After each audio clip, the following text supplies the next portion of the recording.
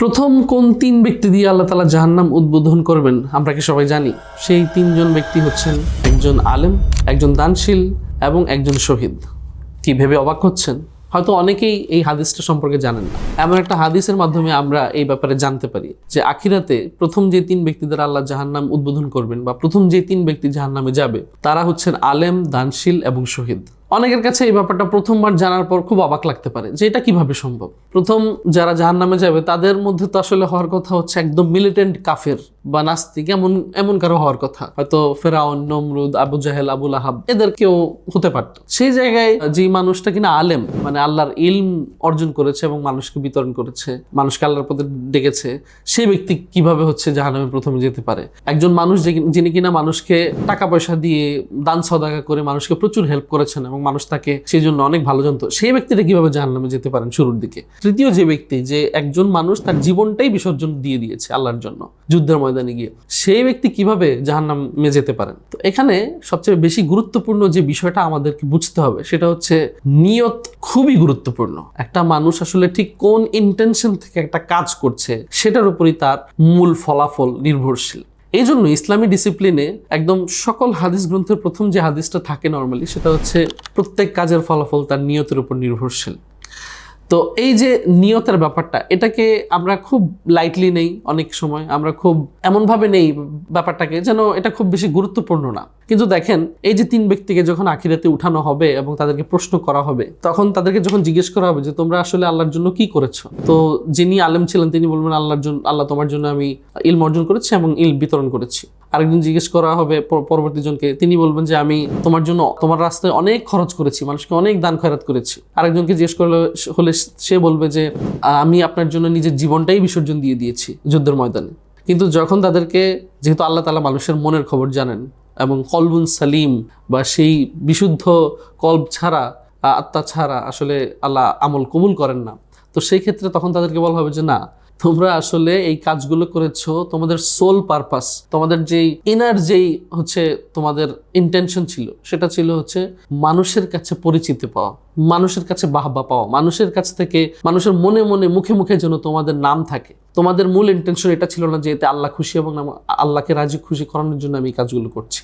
তার মানে আপনি দুনিয়াতে যত ভালো কাজই করেন না কেন, যত কিছুই করেন না কেন, এর পেছনে আপনার মূল ইন্টেনশন কি, সেটাই হচ্ছে সবচেয়ে বড় বিষয় ইসলামের ক্ষেত্রে। এবং ইসলামের সত্যতার এটা অনেক বড় একটা নিদর্শনও বটে যে এখানে মানুষের মূল বাহ্যিক কর্ম তার চেয়েও বেশি মূল্যায়ন করা হয় একটা মানুষ মন থেকে খালেজভাবে কোন চিন্তা করে কোনো একটা কাজ করছে। এই জন্য দেখা যাবে যে আমরা অনেক সময় অনেক হাদিসের মাধ্যমেও জানতে পাই যে ছোট একটা কাজের মাধ্যমে একজন মানুষ নাজাত পেয়ে গেল।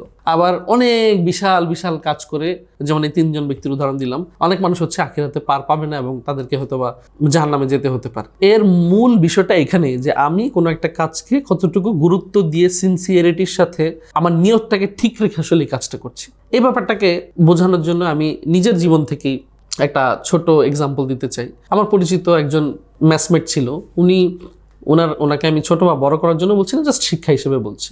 তো বিষয়টা হচ্ছে যে একদিন আমি খেয়াল করলাম যে হুট করেই উনি নিজে থেকেই মোটামুটি নামাজ পড়া শুরু করলেন। একসময় নামাজ পড়তেন না, তারপরে নামাজ পড়া শুরু করলেন। তো নামাজ কালাম পড়া শুরু করলেন, মাঝে মধ্যে নফল রোজাও রাখতেন। এমনকি একটা সময় দেখলাম যে তিনি তাহাজ্জুদও পড়েন।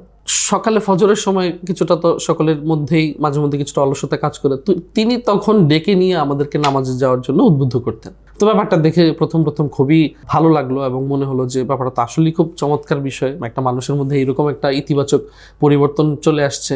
কিন্তু ধীরে ধীরে যখন তার সাথে কথাবার্তা হলো, জানতে পারলাম যে তিনি একজন মেয়ের সাথে সম্পর্কে আছেন এবং তাকে তিনি বিয়ে করতে চান, এবং সেই মানুষটাকে পাওয়ার জন্য বা সেই মানুষটার সাথে সম্পর্কটা যেন ফাইনালি বিয়ে পর্যন্ত গড়ায়, সেই জন্য তিনি হচ্ছে আল্লাহর কাছে রেগুলার চাচ্ছেন এবং সেই জন্য উনি নামাজ নিয়মিত হচ্ছেন। তার যেই তৎকালীন যেই মানুষটার সাথে সম্পর্কে ছিলেন, প্রেমের সম্পর্কে, সেই মানুষটাও হয়তো তাকে এই ক্ষেত্রে মোটিভেট করতো। তো এইভাবে যখন ব্যাপারটা চলতে লাগলো, কিছুদিন পরে দেখা গেল যে জানতে পারলাম যে সেই মানুষটার সাথে তার সম্পর্ক কোনো কারণে ভেঙে যাচ্ছে ইন এ সেন্স যে সেই যে মেয়ের কথা বলা হচ্ছে তার অন্য কোথাও বিয়ে ঠিক হয়ে গেছে, এবং একসময় গিয়ে সেই মেয়েটার বিয়ে ঠিকই বাবা মার পছন্দ অন্য জায়গায় হয়ে যায়, এবং এই কারণে তিনি অনেক ভেঙে পড়েন। এবং একটা সময় গিয়ে দেখা যায় যে উনি যেই নামাজ রোজা তাহাজ্জুদ পড়তেন সেগুলো ধীরে ধীরে হুট করেই মোটামুটি উনি ছেড়ে দেন এবং দেখা গেল যে উনি আর আগের মতো সেই ইবাদত করছেন না। তো এই বিষয়টা আমি এই জন্য বললাম যে এটা জাস্ট একটা রিয়েল লাইফ এক্সাম্পল থেকে বোঝানোর জন্য বললাম যে আমরা অনেকেই অনেক সময় অনেক কাজ করি, সেটা নামাজ, রোজা, হজ, জাকাত থেকে শুরু করে ইসলামের যত বিধিবিধান আছে, দান, সদাকা, অনেক সময় আমরা এমন অনেক কাজ করি কিন্তু সেটার যে মূল পারপাস বা ইন্টেনশন সেটা আমাদের অনেক সময় ঠিক থাকে না। তো আমি সেই ভাইকে বলেছিলাম যে দেখেন ভাই, যদি আপনার ইবাদতের মূল কারণ এটা হয় যে আপনি মানুষটাকে পেতে চান এবং এই জন্য রাত দিন আল্লাহর কাছে দোয়া করছেন বা ফরজ নফল এই বিষয়গুলো পালন করছেন, তাহলে এই নিয়ত মানে এই উদ্দেশ্যটা যদি পূরণ না হয় তাহলে হয়তো বা আপনি টিকে থাকতে পারবেন না। এবং দেখা গেল যে সেই জিনিসটাই হয়েছে এবং একসময় উনি আর টিকে থাকতে পারেনি। আমরা দোয়া করি তার হিদায়তের জন্য, কিন্তু এখান থেকে মূল ব্যাপারটা হচ্ছে এই জায়গায় যে আমরা অনেক সময় সামাজিক গ্রহণযোগ্যতা, পদমর্যাদা, মানুষের চোখে ভালো সাজা অথবা কোনো একটা ব্যক্তিগত লাভ বা লোভের জন্য অনেক সময় আমরা হচ্ছে যে অনেকেই এরকম ইবাদত করে থাকি যারা আসলে মৌলিকভাবে ইন্টেনশনের জায়গায়, নিয়তের জায়গায় আমরা সৎ না। তো এই নিয়তের জায়গায় সৎ না থাকার কারণে আমাদের বিশাল যেই কর্মযজ্ঞ সেগুলো আসলে দিন শেষে আল্লাহর কাছে কবুল হবে না। এই ব্যাপারটা আমরা অনেকে অনেক সময় খেয়াল করি না। আচ্ছা, নিয়ত ধরলাম যে ঠিক আছে আমি নিয়ত শুদ্ধ করলাম, তো একবার নিয়ত শুদ্ধ করলে তারপরে তো হয়ে গেল, তারপরে আমি সারা জীবন হচ্ছে যে এই নিয়তের উপরই ফলাফল পেতে থাকবো। ব্যাপারটা কিন্তু তাও না। মজার ব্যাপার হচ্ছে যে নিয়ত একবার শুদ্ধ করলেই যে সারা জীবন সেটা শুদ্ধ হয়ে গেল, ব্যাপারটা কিন্তু সবসময় এভাবে কাজ করে না। নিয়তের সবসময় হচ্ছে একটা রিচেকিং এর প্রয়োজন হয় যে আমি যেই কাজটা যে উদ্দেশ্যে শুরু করেছি, যেমন এই যে ধরেন আমি এখন আপনাদের সাথে একটা ভিডিওর মাধ্যমে আলাপ করছি, এটার পেছনে আমার ইন্টেনশন শুরুতে যেমন ছিল এখনো তেমন আছে কিনা। আমি ধরেন যে মানুষকে দাওয়াত দেওয়ার জন্য একটা প্রকাশনা সংস্থা খুললাম, সেটার মাধ্যমে মানুষকে দাওয়াত শুরু করেছিলাম যে মানুষ যেন দিনের পথে আসে, সেটা একসময় কি সেই জায়গায় আছে নাকি জাস্ট ব্যবসায়িক মনোবৃত্তিটা সেখানে ঢুকে গেছে, সেটা ঠিক আছে কিনা। অথবা ধরেন যে আমি শুরু করেছিলাম মানুষকে দান সদাকার মাধ্যমে, দিন শেষে গিয়ে কি আমার কাছে পরিচিতিটাই মূল প্রাধান্য পেয়ে যাচ্ছে কিনা। অথবা সেই আলেমের মতোই বা ধরেন যে সেই ব্যক্তির মতো যে আল্লাহর রাস্তায় হয়তো কোনো না কোনোভাবে কোনো কাজ করছে, যে শুরু করেছিল এক নিয়তে কিন্তু পরবর্তীতে সেটা সময়ের পরিক্রমায় বিভিন্ন কারণে, বিভিন্ন ফ্যাক্টরের কারণে সেগুলো পরিবর্তন হয়ে গেছে কিনা, সেটা আমরা অনেক সময় চেক করি না। কিন্তু এই ব্যাপারটাও চেক করা অত্যন্ত জরুরি। এটা আমি একটা ছোট গল্প দিয়ে শেষ করব। একবার কোনো এক সুলতান বা রাজার সময় যেটা হয়েছে, একজন বুজুর্গ ব্যক্তি, তো উনি নাহিয়াল মুনকার মানে সৎ কাজের আদেশ এবং অসৎ কাজের নিষেধ যেমন ইসলামের একটা অনুষঙ্গ অবশ্যই, সেক্ষেত্রে একবার উনি কোনো একটা নদীর পাড়ে বা হচ্ছে এরকম নদীর পাড়ে দাঁড়িয়েছিলেন। তখন উনি দেখলেন যে নৌকাতে করে ঢেকে কিছু একটা ঢেকে নিয়ে যাওয়া হচ্ছে রাজদরবারের কাছে। তো উনি যখন এটা দেখলেন উনি বুঝতে পারলেন যে এখানে কোনো সমস্যা আছে। তখন সেই মাঝিকে ডাক দিলেন বা নৌকা যারা চালিয়ে নিয়ে যাচ্ছে যে তোমরা এই নৌকাতে করে কি নিয়ে যাচ্ছ লুকিয়ে। তো তখন তারা প্রথমে দেখাতে রাজি হয় না। তো পরবর্তীতে যখন উনি জোরাজোরি করেন তখন দেখলেন যে সেই বুজুর্গ বা সেই আলেম ব্যক্তি তিনি দেখলেন যে মদের অনেকগুলো হচ্ছে যে বোতল বা এই ধরনের জিনিস যেগুলোতে নিয়ে যাওয়া হচ্ছে। তো উনি তখন নাহিয়াল মুনকারের জায়গা থেকে মানে উনি জিজ্ঞেস করলেন যে এগুলো কার জন্য মূলত। তো তখন তাকে বলা হলো যে রাজার জন্য বা সুলতানের জন্য নিয়ে যাওয়া হচ্ছে। তো স্বাভাবিকভাবে এটা একটা অন্যায় কাজ এবং এই অন্যায় কাজ উনি হতে দিতে পারেন না। এবং সেই জায়গায় অন্যায় কাজে নিষেধ বা বাধা প্রদানের জায়গা থেকে উনি কি করলেন, সেই জায়গাতেই মদের যে বোতলগুলো আছে সেগুলো এক এক করে ভাঙতে শুরু করলেন। ধরেন কথার কথা 10টা বোতল ছিল, ভাঙতে ভাঙতে ভাঙতে ভাঙতে উনি কি করলেন, যেই 10 নম্বর বোতলটা রয়েছে সেই বোতলটাতে এসে থেমে গেলেন এবং উনি আর এটা ভাঙলেন না। তো যখন এই ব্যাপারটা রাজদরবারে পৌঁছালো তখন তাকে ডাকা হলো। সেই সময় রাজা মানে আমাদের সময়ের প্রেক্ষাপটে হলে হয়তো এখন তাকে জেলে থাকতে হতো বা তাকে ফাঁসি দিয়ে দিত। বাট তখনকার রাজাদের মধ্যেও বা সুলতানের মধ্যেও হচ্ছে কিছু ডিসেন্সির ব্যাপার ছিল, তারা আলেমদেরকে গণ্য করতেন বা ভালো মানুষদেরকে গণ্য করতেন বা সমীহ করতেন।